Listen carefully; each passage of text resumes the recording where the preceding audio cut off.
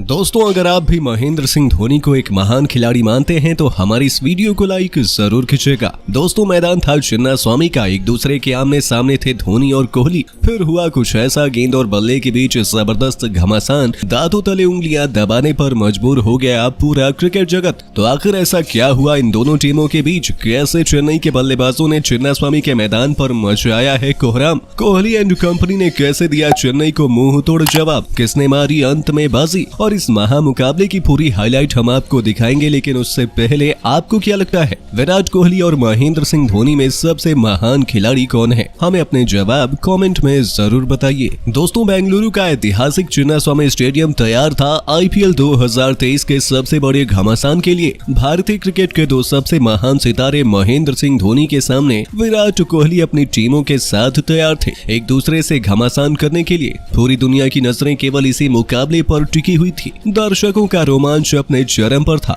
अपने home ground में बेंगलुरु के कप्तान डुप्लेसी ने टॉस जीतकर एमएस धोनी की पलटन को पहले बल्लेबाजी का न्योता दिया। चेन्नई के लिए उनके दो सबसे खतरनाक खिलाड़ी ऋतुराज गायकवाड़ के साथ डेवॉन कॉनवे की जोड़ी रनों की बारिश करने के इरादे से मैदान में उतरी। होम ग्राउंड तो बेंगलुरु का था, लेकिन स्टेडियम में पीला समंदर उमड़ा हुआ नजर आ रहा था। दोनों टीमों के फैंस स्टेडियम में मौजूद थे। ऐसा लगा ही नहीं कि ये बेंगलुरु के घर में मुकाबला हो रहा है। कोहली के सबसे भरोसेमंद गेंदबाज सिराज के कंधों पर पहले ही ओवर में चेन्नई को करारा झटका देने की जिम्मेदारी थी। उन्होंने अपनी आग उगलती हुई गेंदों से कहर बरपाना शुरू कर दिया। हालांकि दोनों बल्लेबाज काफी संभल कर खेल रहे थे। पहले ओवर में सिराज को कोई सफलता तो हासिल नहीं हो पाई, लेकिन उन्होंने बल्लेबाजों को केवल 3 रन बनाने दिए। बेंगलुरु के हिसाब से ये सटीक शुरुआत थी, लेकिन चेन्नई को रनों की रफ्तार बढ़ाना जरूरी था, क्योंकि पावर प्ले केवल 6 ओवरों का ही होता है और इसका फायदा उठाने के लिए उनके बल्लेबाज देख रहे थे। और ऐसे में डेवॉन कॉनवे ने आक्रामक रुख अपनाने का फैसला किया और दूसरे ओवर में उन्होंने पार्नेल का स्वागत ही खूबसूरत चौके से कर दिया था। लेकिन ये तो केवल शुरुआत थी। ओवर की अंतिम गेंद पर उन्होंने इतना करिश्माई छक्का जोड़ा कि पूरा स्टेडियम केवल देखता ही रह गया। आपको बता दें, अपने घुटनों पर बैठकर उन्होंने विकेट के पीछे मिस्टर 360 के अंदाज में काफी करिश्माई शॉट खेलकर एक खूबसूरत छक्का बटोर लिया था।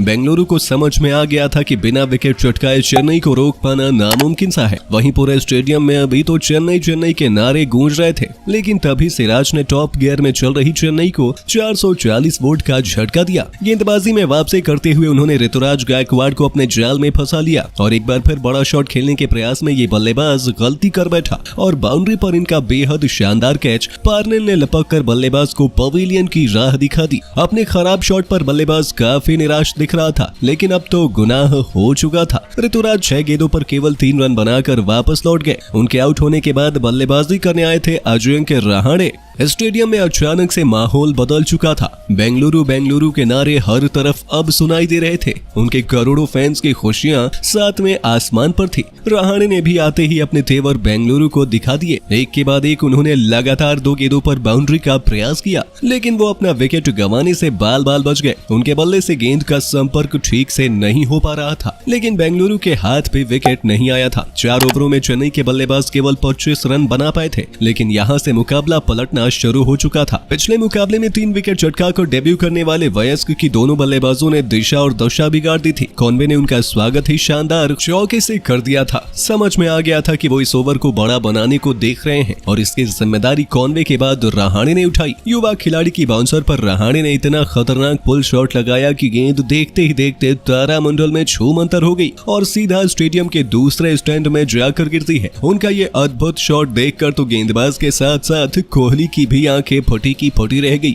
ये दोनों बल्लेबाज सिर पर कफन बांध कर उतरे थे। इस ओवर में दोनों ने मिलकर 13 रन बटोरे और अपनी टीम को तूफानी रफ्तार से आगे बढ़ाना शुरू कर दिया। ये दोनों किसी भी गेंदबाज पर कोई रहम नहीं कर रहे थे। पावर प्ले का अंतिम ओवर लेकर आए थे वेन पार्नेल, लेकिन इसी में रहाणे ने तबाही का मंजर दिखाया और वो भी 2 चौके और 1 गगनचुंबी छक्के की बदौलत। इस ओवर में कुल 15 रन बटोरे और पावर प्ले के अंत तक अपनी टीम को 53 रनों तक पहुंचा दिया। ये दोनों काफी तूफानी अंदाज में बल्लेबाजी कर रहे थे। ऐसे में चेन्नई कम से कम अपने खूंखार बल्लेबाजों की बदौलत 200 रन बनाकर बेंगलुरु को एक बेहतरीन लक्ष्य देना चाहेगी। वैसे दोस्तों, आपको क्या लगता है, बेंगलुरु और चेन्नई में कौन सी टीम प्लेऑफ में जाएगी? हमें अपने जवाब कमेंट में जरूर बताइए और ऐसे ही शानदार खबरों के लिए सब्सक्राइब कर लीजिए हमारे YouTube चैनल को। वीडियो अच्छी हो तो इसे लाइक जरूर करें।